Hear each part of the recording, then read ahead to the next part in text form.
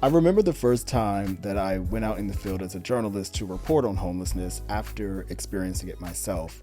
It was surreal knowing that I had just come out of it, and I also had a lot of survivor's guilt. Why me, I would think? Why did I survive this?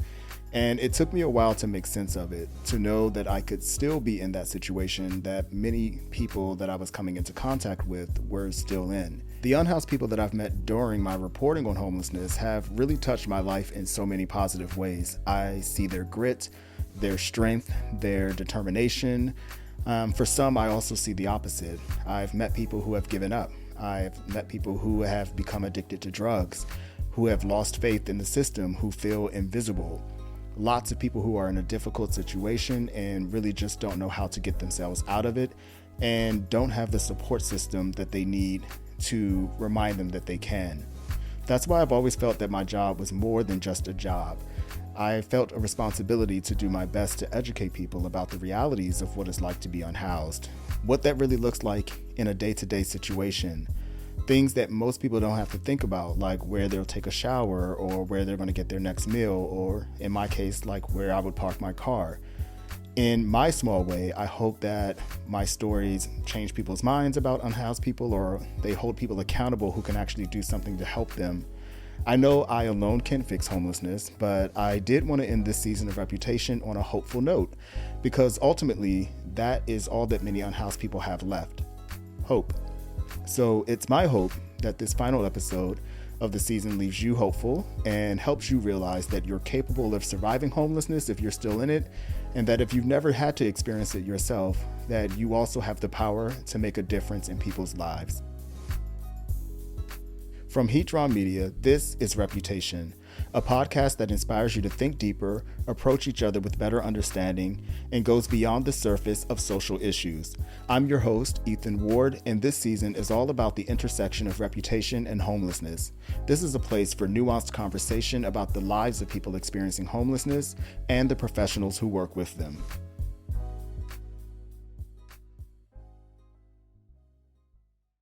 In the last episode, I chatted with Mayor Karen Bass, and one of the things that she talks about is how everyday people getting involved will also help to end street homelessness faster. So this last episode is all about that, how regular everyday people can get involved. Today I'm chatting with Lizzy Calhoun, a mutual aid worker who first got involved with the organization Food Not Bombs 25 years ago when she was in college, but got more involved with it at the start of the pandemic in 2020. The Food Not Bombs philosophy is that they recover and share free vegetarian or vegan food with those in need without any restrictions. Her organization often raises money for unhoused people in need of other things as well. That's how Lizzy appeared on my radar. I saw that she had organized a fundraiser to help someone living on Skid Row get an apartment, and her journey to getting involved with mutual aid is a really unlikely one.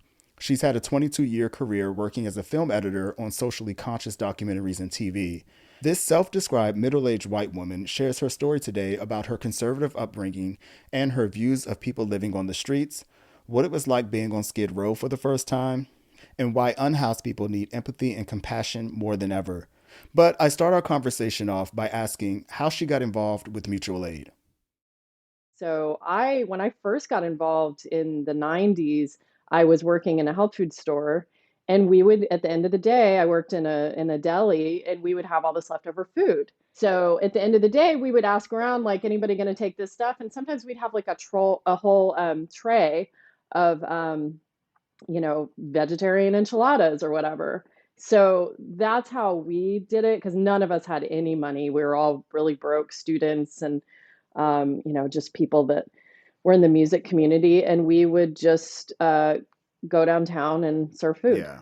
So our collective started in 2020. They were already kind of forming before the pandemic, coming together, and it was a group of people. I was not involved with the beginning of it, um, but basically, there's a part of Skid Row where they were just like feeling like this they could really use some love down there. So and we had some formerly unhoused people that were a part of this, and that had actually eaten at Food Not Bombs in different places, like in Venice and in Berkeley. And so they had that Mm-hmm. experience and were like, wow, sometimes that was the only meal I got that day. Was there a moment or something that happened that made you say, I need to get involved with this? Was there something that changed for you? At that time, I've just been somebody that's always wanted to be a part of a community. I grew up in a somewhat unique environment where we had like a cooperative that my parents were a part of where nobody exchanged money, everybody took care of each other's Mm-hmm. kids. And yeah, it was kind of an interesting environment to grow up in. So I always was surrounded by community. And so it's just always been where my brain goes is that that's what I always seek Mm. out is I love community. Right. So then the pandemic happens and So, yeah, when the pandemic happened, there was a real need on Skid Row. Everything shut Mhm. down. I mean, you guys remember what happened in the city, and a lot of services were cut off. And so, the part of Skid Row where we serve, which is Gladys Park, which is now called General Jeff Mhm. Park, there are a lot of different soup kitchens type, type of places, the hippie kitchen. And a lot of people go down there with vans and open up the back of their van and serve food. But it all stopped. And so they kind of stepped in and started to go down twice a week. And the streets were just bare. There were like no cars on the road. And so there was just a really dire Mm. need because people were just afraid to be around other Yeah. people. My involvement started when I was just seeking, everybody I think went through a little bit of an existential crisis.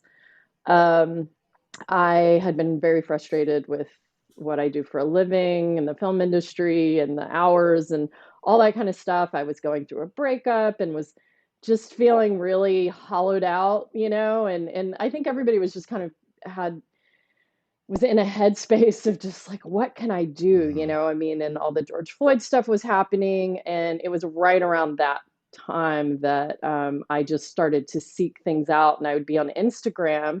And there's this woman named Sunny War who was one of the founders of this particular Food Not Bombs collective. And I had seen her busking on the boardwalk. So I was like, oh, she's a part of this collective. I should just go down and volunteer.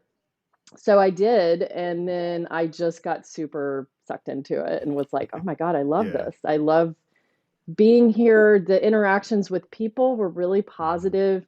I didn't necessarily have any expectations, but it really brought me out of a Mm. funk. And then when the people that I was meeting, I was having such positive and amazing interactions with and meeting really smart, just interesting people who are volunteers, but then also on the street.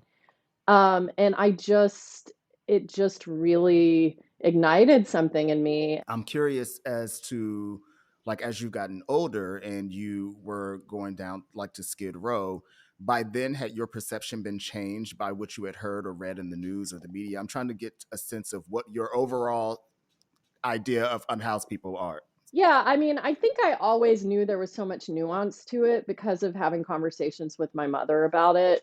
And I mean, I will note my parents are extremely conservative, Republicans, which I'm not. And so it's really interesting, but it's just like that thing where people have empathy when they have a personal situation or interaction with a family member or someone close to them, and then that empathy opens Mm. up.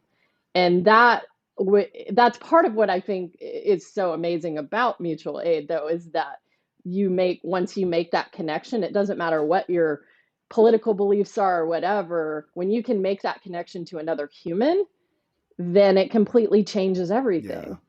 You don't see people as just sort of blobs on the sidewalk that are in your way, or just making things, like just I feel like so many have that perspective, and a lot of times I feel like the city has that perspective of, well, it's a sanitation Mhm. problem.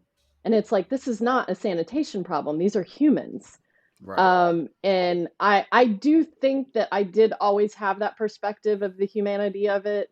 I just wasn't active in doing anything, Yeah. Can you talk about the very first time that you ever went down to Skid Row and what you did and what you handed out? Kind of take us all back to that day and tell me the story of that.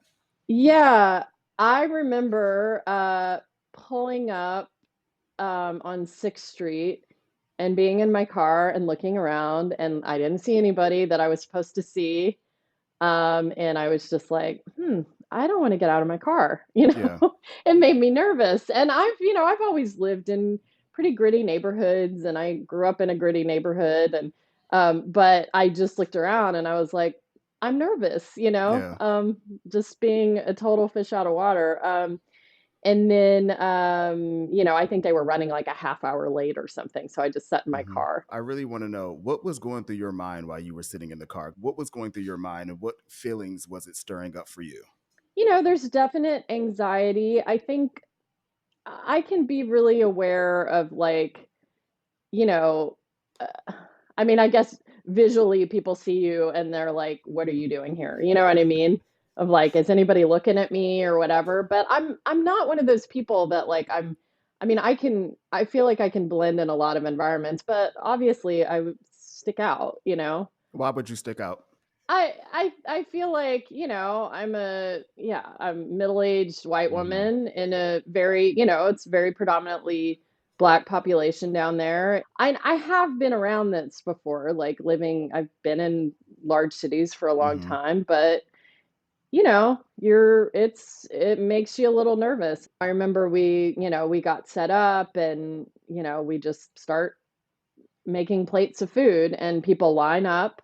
Everybody kind of knows the deal, and you just start handing people plates. And I still remember like the first couple of handoffs, this feeling that you get from people when they make eye contact with you and they're like, thank you. Thank you so much for being here. You know Yeah. what I mean? And the thing that I mean, that's probably as much as I remember the first day was really just I do remember that connection. And I was like, I like this Yeah. connection that I'm making here. And I didn't really know what it was. I couldn't really identify, but it just was it was a charge. And then when I do remember when I drove home that day how I felt. I may have cried in my Really? car. No, but it was more of a like I felt so moved by people and by what I was getting out of them, like what I was getting from them, that I was like, that was absolutely not what I expected. I think I pictured a little bit of an anonymous kind of interaction. You know what I mean? Of like, here, you just hand somebody something and you don't talk and you don't really Hmm. engage. Do you know Hmm. what I mean? And what ended up happening is that I started to make connections on the street that yes, I value the connections with the volunteers, but that the connections I was making on the street were feeling just so much deeper. And the way that we were interacting, there was just such a positive interaction, and it's not always positive. I mean, I would call it 90% positive, and you have those days where it can be really Hmm. intense. But I think that was my initial Yeah. feeling. And I do remember that vividly, how I felt just like making eye contact with people. And I think it's so important. Yeah. So after being down there for maybe a couple weeks to a month, what I started to I'll like ask people's names. That was the thing that I just was like, I just want to know your names. I started to notice people that I was seeing over and over again, because there's a real community around that Hmm. park. My first real connection down there was a guy named Frank. He was in a wheelchair, probably in his early 70s, like my parents' age, not that old. But everybody looks way older from being in the elements. And anyway, I just asked him his name, and he would park himself right at the end of the table and just start talking. He was the first person that I started to do this one-on-one thing with, where I was like, what, do you need anything? Just going, do you need anything this week? Like, and he's like, oh, I could use some pants, Yeah. whatever. So I started to think about that and go, okay, not a big deal. I can get you some pants. You know what I mean? So I would, initially, I don't think I wasn't raising money online for that. I would just go out and whatever, spend a little money. And and bring things down. And so he was that first person. I started to do that for a few months, and then I started to ask other people. And so the food thing was one thing, but then it turned into, just one on one. Like you could tell people that were really in need, where mostly I would say elderly and disabled folks. There's a ton of them down there. I mean, I started to notice, I'm like, my God, there's so many people down here on walkers and people with intellectual disabilities and physical disabilities, where you're like, well, how is this possible? Like, how are these people not being taken care of? Mm.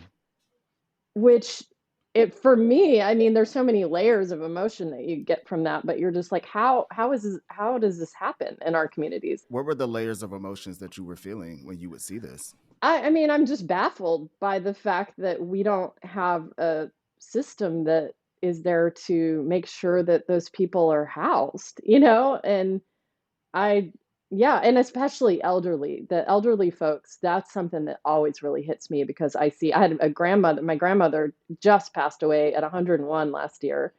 And I think about her and I'm like, I can't imagine her being on the street.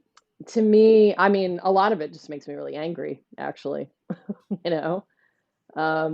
So those are the people that I tend to kind of hone in on with like basic Hmm. needs, where I'm just like, do you have enough warm stuff? But I can talk about, like, so after kind of initially getting into that, I wasn't working at the time, so I didn't have a lot of cash.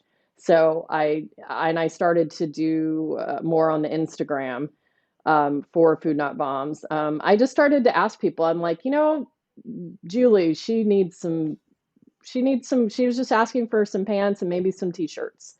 And so I'd say, hey, does anybody want to throw, $50, whatever? And people would respond and I would get money in my Mm. Venmo. And then if I got any excessive funds, like more than what I asked for, I would redistribute that. Were you surprised by the reaction and the response from people on social media when they would give? Did that surprise you? It started to surprise me because of the amount of giving, because like last spring, we were in a place where we didn't have very many volunteers. So first, I started to make posts, and I was really worried about the survival of the collective because we just didn't have very many people. And then I started to make posts, and I'm like, hey, we really need volunteers. And we do not have any funding right now. So all of a sudden, this is what always happens is I'll make a post late at night, and then I woke up to all this money in our Venmo. Like over a few days, it was a few $1,000s. And I was like, oh my God, this can fund us for like 6 months, So I was just like, wow, social media. I really think what people respond to is like whenever I put a personal story up, so I always take note when my interactions with people down there, where they'll just start telling you things, and so I kind of make a mental note. I'll be like, "Can I take your picture and maybe tell a little story?" And then I'll record something on my phone, just like with their name, just so I don't forget. And then I'll make a post about that person, and it's not even necessarily asking for anything, but those posts get so much Mm. response. Like people are just really moved by Yeah. it. Just being it's humanity. It's the connecting, because yes, most people are doing it from the, armchair at home, but it allows them to look and go, oh wow, there's a person down there that I can help from home, without having to be there, knowing, okay, here's this group of people that are down there to serve other Mm. people. And I think, I mean, so much of what mutual aid is empowering individuals to just take the resources that they already have and just to redistribute Yeah. them. You're like, oh, I have all these clothes I don't need. It's like, oh my God, it's been raining. So this pile of clothes means the world to somebody that's freezing down Yeah. there, you Yeah. know, and wet, and everything they own is wet right now. And what happens is all that stuff gets discarded because it takes so long to dry out when it's this Hmm. cold. So much stuff just gets thrown away, Yeah. So we're really trying to, yeah, just fulfill basic Yeah. needs. And that's not a part of Food Not Bombs necessarily. I think it's just something that when you're in that environment, and Skid Row is such an intense environment, that you look around and you're like, I I got to do something more than just give you a plate of food, you know? Yeah. How much time do you all spend down there? Like roughly? It's not I'd say our serves are not that long. So generally with my week, it's like I have people come to my house on Friday to cook, usually like 2 or 3 people come over and we make the food. And then Saturday, so that's probably like depending on how many people, it's like 3 to 4 hours of work because we make enough for about 100 people. And then Saturday we go down there at noon. We're pretty much wrapped up by Hmm. 2. So it's not a ton of time. There's other organizations down there. Like when you're down there, you meet all these people that are doing harm reduction work, like Sidewalk Project, which is an amazing organization. LA Can, I've gotten to know those people. Yeah, and you meet more and more people, so you find out about like what other people are doing, and then it's like, oh wow, I want to get involved in that. So it's this is sort of like yeah, I mean, every time I meet somebody doing something really amazing, I just get really Yeah. excited because I'm like, oh, there's just so much that you can do, even though the need is Yeah. endless. So it's been 2 years now, roughly, I think, since you've been working down there. So how has it changed you, Lizzy, from 2 years ago when she first started to Lizzy today? What are the gems? What are the takeaways that we should know? Yeah, I mean, it's funny because I just started therapy and my therapist has been asking me like why do you do this stuff? It's like, is it because it feeds you? Or I mean, there's selfish reasons behind everything because you're like, I like how this makes me feel. But I don't know, there's so much like it's like I'm a middle-aged woman without kids too. and and I have a lot to give, and I think that is so much of it where I feel like it my identity has completely shifted to where I'm like I am so just at least in my head, like I'm just so deep into the homelessness crisis right now. Like I'm just trying to follow what Karen Bass is doing and trying to, and I'm not educated in all of the government, like local bureaucracy. I try to follow it, but there's just so much Hmm. intricacy. And what I like about mutual aid is it's completely outside of that, but I am really interested. Yeah. But I like the point that you make though about mutual aid being outside of that. That's the point. Because I think that's important. That's important for people to know. It's like even if you can't follow along the daily, ins and outs and the policies, these are steps that you can take, like you said earlier, from people sitting in armchairs, just able to help. Well, Yeah. exactly. Well, and yeah, GoFundMe is mutual aid, Hmm. and it's empowering for people to feel like, okay, I feel helpless right now. The world is going crazy.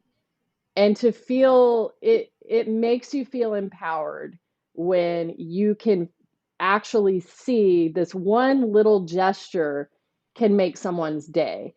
And like the fact that you remember their name, like that's one of those things. I have seen so many people's faces like shift when you call them out by name and they're like, how do you remember my name? And I'm like, because I asked you like a couple weeks ago and you told me your name.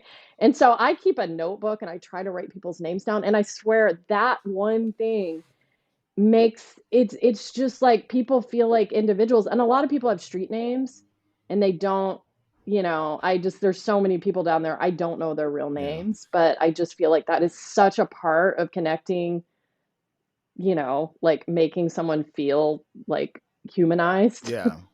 um, is just remembering their name and where their tent is, and sometimes going over. I mean, yes, you have to be careful. Like we're down there during the day. I'm not super comfortable being down there at night. I have been down there at night and it is, I mean, I don't have that comfort Mhm. level, but I mean, I guess what I would say to people, it's like, this is not something that special people do.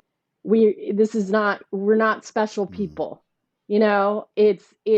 It is in everyone. Not everybody has that comfort level of the interaction part, but the contributing to the whole, everybody can do it. It's not necessarily unique. It's something that all communities should be doing. We should all be coming together to fill in the gaps where our systems have failed us. When you're thinking about the reputations of people that are living on the streets, for you and your experience, not from what you've heard on the news and in the media, because we know what a lot of that is. What is it for you? Well, I mean, a word I say over and over again is Mm-hmm. humanity, is showing people humanity, treating people how treat your family, or, direct action. That's another thing. Direct action is basically just seeing a problem and going, you know what? That's something I can do. It's not huge. We're not solving anything. That's the whole point with this, is that direct action fills a need for the moment, that makes somebody's life a little bit better for that day. But I'm curious if you think that there is a world where one day that mutual action, that concept and idea would extend to a place like City Hall, where the mayor is engaging the community more and saying, like, hey, we need people to open up their homes. Like, we don't have enough housing. Do you have a Yeah, yeah, spare yeah. room? Do you have a, like, so we can all Yeah, kind yeah, of, yeah. I'm curious what you think about that. I mean, that is getting more into government, and I mean, I guess solidarity is is another term to use, because I do think the government and the city government, the bureaucracies do tend to I feel like lean more on charity and we're not charity. There's a difference. Mutual aid is direct action. So I guess the empowering people Yeah. front is that you can put a tote in the back of your car and keep donated clothes in it, fresh socks, fresh underwear, um, things like that. Just keep it in your car. And if you happen to be driving by somebody that is on the side of the road, maybe asking for money or whatever, you can roll down your window, whatever, pull over and just go, do you need anything? That it's that simple. I do it. I have totes in my car, and I'll stop at encampments occasionally in the broad daylight, and you just go, do you need anything? And socks are a huge thing. Mm. And that's one of those things, that's a little thing that you can do for people around, and they appreciate it so much. You can also just make a tray of food, like just get one of those aluminum things, make a big thing of pasta. It might cost you like $3, Mm-hmm. and just go drop it at an encampment. Just drive up, don't put yourself at risk, but just go, hey, do you guys want any food? Hand it off, and people are so happy to have it, Yeah. and it's such a little thing, and does not cost you much. I know it feels weird to like make that move, but it's you'll realize when you make eye contact with that person, that connection is very real. And here's the other thing I was going to say about what happened with me, making connections down there, is that there's a feeling, I think people that maybe live near Skid Row, like in Little Tokyo, there's that feeling of you walk past an encampment and you stiffen up. And this is what I used to get. This is how I used to feel. Mm. And you avert your eyes and you just try to ignore it, because you're like, I don't want to engage with these people. I feel threatened. And you feel threatened because you don't know them. And you're not breaking that barrier of just saying hello or having a conversation or whatever. But I think the point I'm trying to make is don't avert your eyes. Don't look at them like they're garbage, like they're a sanitation problem. Treat them as people, and you will make those connections and contribute to their humanity, which in the end, when they are feeling respected, there's so much that can come out of that. And it may not be immediate change, but I just think making those connections is so important to like really understanding the problems and, Yeah. trying to help solve them in whatever small way that you can. Reputation is a production of HEATDRAWN Media. This episode was written, reported, and executive produced by me, your host, Ethan Ward. Sound engineering by Jeha Joshua Chang. Original music composition by James Ingram of Mega Dream Productions. Art and graphics by Kelly Bernard. We're grateful for your support. If you haven't yet, please rate and follow our feed in Apple Podcast or wherever you're listening now, or you can share with your friends. Join the conversation on Twitter at ReputationPod or hit me up at I am Ethan Ward. You can also email us your hot takes to reputation@heatdrawN.com.